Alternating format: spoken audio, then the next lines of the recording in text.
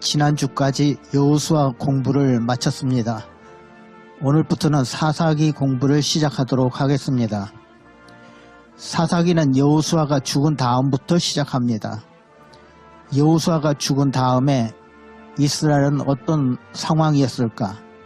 그것을 보여주는 것이 여호수아 다음에 나오는 성경 사사기입니다. 사사기란 여호수아 이후의 이스라엘 역사의 기록이라 보시면 됩니다. 사사기는 사사들에 관한 내용들인데, 사사란 뭐냐? 사사는 여호수아가 죽은 다음에 이스라엘을 이끌고 나갔던 사람들이 사사입니다. 그때는 아직 왕이 없던 시절이었습니다. 그러나 이스라엘은 어려움에 처했을 때마다 하나님의 감동을 받아 앞장서서 이스라엘을 지도해 나갔던 사람들이 사사라 이렇게 부릅니다.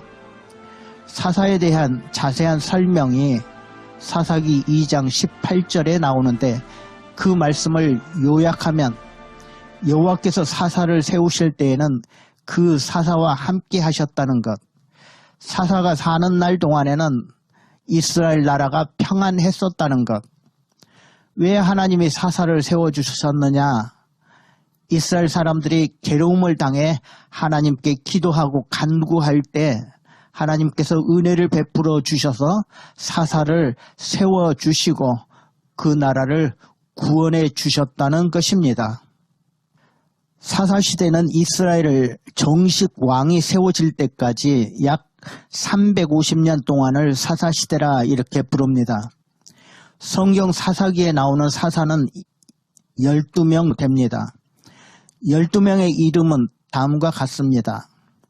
운니엘, 에후, 삼갈, 드보라, 기드온, 돌라, 야일, 입다, 입산, 엘론, 압돈, 삼손, 그리고 엘리 제사장과 사무엘, 또 아비멜렉도 사사의 역할을 했습니다만 사사기에서는 제외되고 있습니다. 그러면 사사기라는 성경을 누가 기록했을까 하는 것입니다. 모세오경은 모세가 기록했습니다. 여호수아서는 여호수아가 기록했다고 봅니다. 그리고 사사기는 아마 사무엘이 기록했을 것으로 봅니다.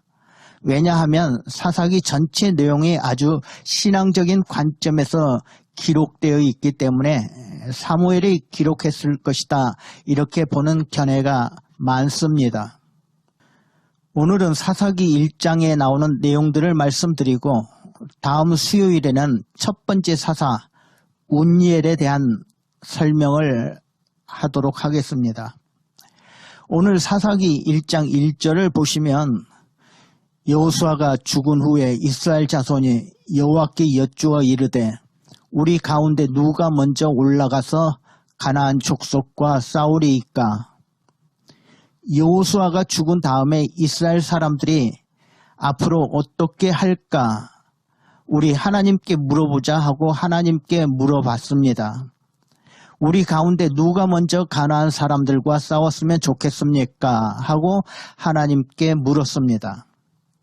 여러분, 이 질문을 자세히 보시면 하나님, 여호수아가 죽었는데 이제 우리가 어떻게 할까요? 라고 말하는 것 아닙니다. 여호수아가 죽었는데 우리 큰일 났습니다. 도와주십시오. 라고 하는 것도 아닙니다. 여호수아가 죽었는데 이제 우리 중에 누가 먼저 앞장서서 싸우러 갈까요?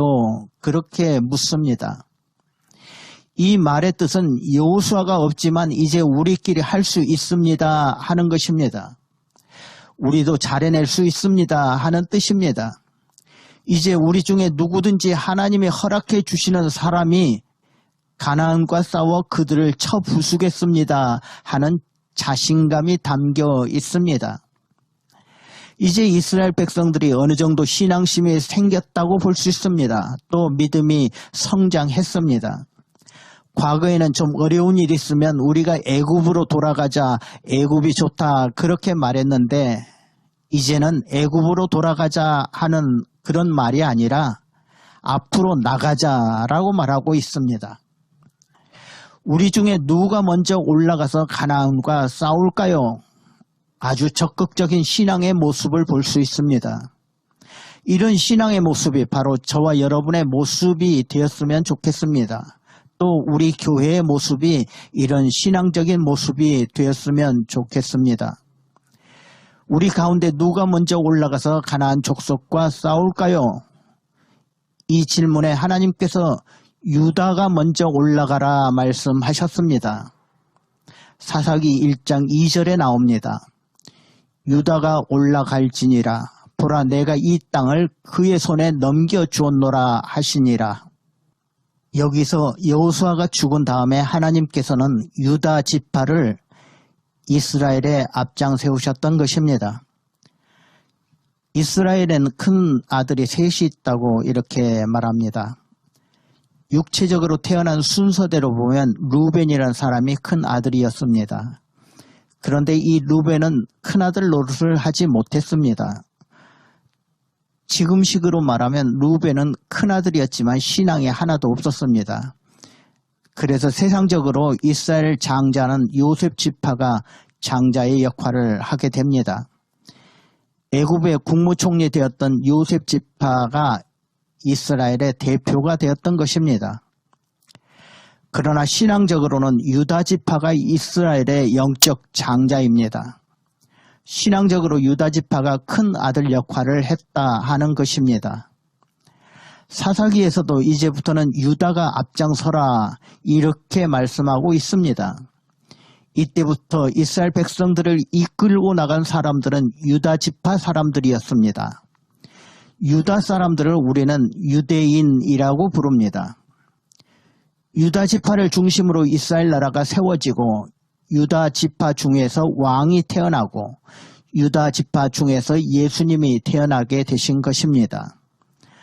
지금도 이스라엘을 주이시라고 하는데 주이시라는 말은 유다 지파란 그런 뜻이 있습니다. 하나님이 유다 지파가 앞장서라 하시니까 유다 지파는 곧 시므온 지파에게 말을 합니다. 우리 함께 가서 싸우자. 그 내용이 3절에 나와 있습니다. 유다가 그 형제 시므온에게 이르되 나의 제비 뽑아 얻은 땅에 나와 함께 올라가서 가나안 사람들과 싸우자. 그리하면 나도 너의 제비 뽑아 얻은 땅에 함께 가리라. 이에 시므온이 그와 함께 가니라. 유다 지파가 시므온 지파와 함께 같이 가서 싸우자 이렇게 말합니다. 시므온 지파는 12지파 중에서도 약하고 숫자도 적습니다. 그러나 유다 지파는 사람 숫자도 많고 강한 지파입니다. 사실 시므온 지파가 같이 간다고 해도 크게 도움이 되지는 않습니다. 그러나 유다 지파는 같이 가서 싸우자. 그리고 땅을 나눠 가질 때에도 너의 땅에 가서 우리도 같이 싸워주겠다 이렇게 말을 합니다. 왜 이렇게 했느냐? 약한 시므온 지파를 배려했다라고 보는 것입니다. 여러분, 이런 약자를 배려하는 것은 신앙생활이나 교회생활을 할 때에 믿음의 사람들이 가져야 할 자세입니다. 나 혼자 할 수도 있지만 나보다 더 약한 자를 고려해서 같이 하는 것입니다. 새로운 신자나 믿음이 약한 자들이 나에게 크게 도움이 안 된다 할지라도 같이 협력하는 마음입니다. 무슨 일을 시작할 때 약한 자들을 생각해주는 마음입니다. 여러분, 이것이 신앙 공동체 또는 믿음 공동체의 자세라고 이렇게 믿으시기를 바랍니다. 시므온 지파와 함께 전쟁터로 나간 유다 지파는 크게 승리를 거둡니다. 4절과 5절, 6절을 보시면 유다가 올라가며 여호와께서 가나안 족속과 브리스 족속을 그들의 손에 넘겨주시니 그들이 베색에서 10,000명을 죽이고 또 베색에서 아도니 베색을 만나 그와 싸워서 가나안 족속과 브리스 족속을 죽이니 아도니 베색이 도망하는지라. 그런데 6절 마지막과 7절에 보시면 참 재미있는 내용이 나옵니다. 그를 쫓아가서 잡아 그 수족의 엄지가락을 끊음에 아도니 베색이 이르되 옛적에 70명의 왕들이 그들의 엄지손가락과 엄지발가락이 잘리고 내 상 아래에서 먹을 것을 줍더니 하나님이 내가 행한 대로 내게 갚으심이로다. 유다와 시므온 연합군은 베색에서 큰 승리를 거두었습니다. 베색이 어딘지는 자세히 알 수는 없습니다. 그러나 아도니 베색이라는 왕이 도망을 갔는데 그 사람을 쫓아가서 잡아 엄지손가락과 엄지발가락을 잘랐다는 것입니다. 손과 발의 엄지를 잘랐다는 것, 아마 당시의 전쟁에서 승리하면 상대방의 엄지손가락과 발가락을 잘랐던 모양입니다. 한국의 임진왜란 때에도 사람들의 코를 잘랐다는 얘기를 들은 적이 있습니다만 그때나 지금이나 전쟁에 지면 잔인한 보복이 있었던 것 같습니다. 엄지손가락을 자르면 다시는 무기를 손에 들 수 없습니다. 엄지발가락을 잘라버리면 사람이 힘있게 서 있을 수가 없습니다. 그래서 손과 발의 엄지를 자르는 것은 다시는 영원히 대항하지 못하도록 만들어버리는 것입니다. 그런데 중요한 것은 이 아도니 베색이란 사람이 자기도 과거에 70명의 왕을 잡아서 그 손과 발의 엄지를 잘라버렸다는 것입니다. 자기도 남의 손과 발가락을 잘랐는데 이제 자신이 그 신세가 되었다고 하면서 하나님께서 나의 행한 대로 갚으심이다 이렇게 말하고 있습니다. 무려 70명이나 되는 왕들, 일반 사람들이 아니라 70명의 왕들입니다. 이 사람들이 손과 발의 엄지를 자르고 자기 상에서 음식을 주워 먹게 했었다. 이 말은요, 한마디로 말하면 이 아도니 베색이란 사람이 얼마나 잔인하고 또 강력한 사람이었는가를 간접적으로 말해주고 있습니다. 성경에 나온 기록이 나오는 것을 보면은 이렇게 강력한 왕을 유다 지파가 시므온 지파와 합력해서 물리쳤다는 것입니다. 잔인하고 악한 아도니 베색은 자기가 했던 그대로 벌을 받았다는 것을 성경이 보여주고 있습니다. 그 다음 사사기 1장 9절에서 11절 말씀을 보시면 그 후에 유다 자손이 내려가서 산지와 남방과 평지에 거주하는 가나안 족속과 싸웠고 유다가 또 가서 헤브론에 거주하는 가나안 족속을 쳐서 세세와 아히만과 달메를 죽였더라. 헤브론의 본 이름은 기럇 아르바였더라. 여기서 나아가서 드빌의 주민들을 쳤으니 드빌의 본 이름은 기럇 세벨이라. 유다 지파의 총사령관은 갈렙입니다. 여호수아와 갈렙, 바로 그 갈렙입니다. 갈렙이 이 기럇 세벨이라는 곳을 칠 때입니다. 지금 모두가 전쟁으로 지쳐 있습니다. 이때 갈렙이 사람들에게 한 가지 제안을 합니다. 누구든지 저 드빌이란 곳, 기럇 세벨이란 곳을 함락시키는 사람에게는 내 딸과 결혼을 시켜주겠다라고 딸을 상금으로 내건 것입니다. 그 내용이 12절에 나옵니다. 갈렙이 말하기를 기럇 세벨을 쳐서 그것을 점령하는 자에게는 내 딸 악사를 아내로 주리라 하였더니, 그래서 젊은 장수들이 너도 나도 앞장서게 되었는데 결국 온니엘이 이곳을 쳐서 이깁니다. 당연히 갈렙의 사위가 된 것입니다. 여기 나오는 온니엘이 앞으로 이스라엘의 중요한 역할을 감당하게 되고 또 제1대 사사가 된 사람입니다. 온니엘에 대해서는 다음 주 수요일에 다시 설명드리도록 하겠습니다. 갈렙의 딸의 이름은 악사입니다. 악사는 누군지도 모를 사람과 시집가게 되어 있었습니다. 자기 의사와 상관없이 결혼하게 되었다 하는 것입니다. 여러분 같으면 자기 의사와 상관없이 시집 가시겠습니까?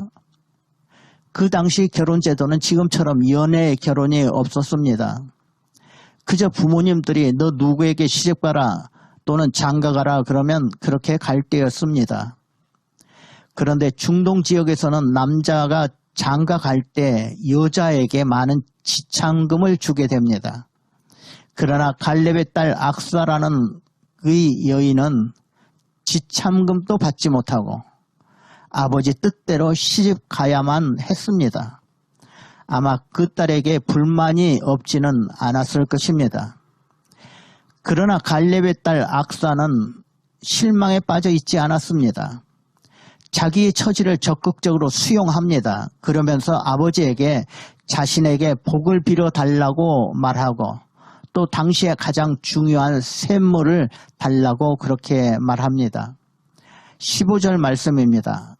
내게 복을 주소서 아버지께서 나를 남방으로 보내시니 샘물도 내게 주소서 하매 갈렙이 윗샘과 아랫샘을 그에게 주었더라. 갈렙이 샘을 하나만 주는 것이 아니고 둘을 줍니다. 당시의 샘은 대단한 재산이었습니다. 갈렙은 딸을 위해서 윗샘과 아랫샘을 주었다는 것입니다. 이 말은 아버지 말에 순종했더니 복이 2배로 넘쳤다는 것을 말해주고 있습니다. 우리는 사사기서를 공부하면서 하나님 명령에 순종하면 승리한다, 복 받는다 하는 것을 앞으로 많이 깨닫게 될 것입니다. 저도 여러분도 하나님 말씀에 순종하시면 큰 복을 받게 되고 또한 승리가 보장되어 있는 것입니다. 이런 믿음과 신앙으로 사시는 모든 분들 되시기를 바랍니다. 또 다음 주 수요일에 뵙도록 하겠습니다.